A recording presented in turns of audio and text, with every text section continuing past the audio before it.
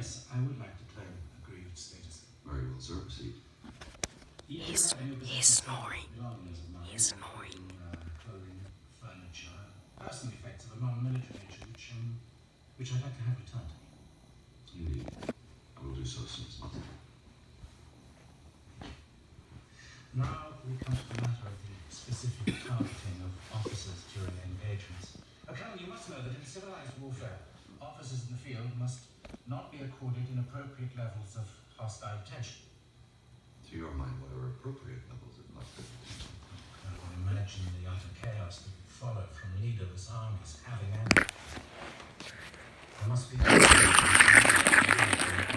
when necessary, restrain them. Restrain them from, say, targeting civilians, women, children, etc.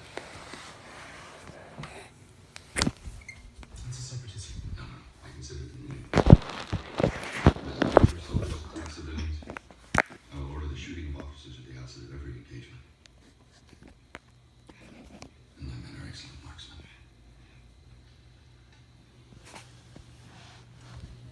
Very well. Now let us move on to Prisoner exchange.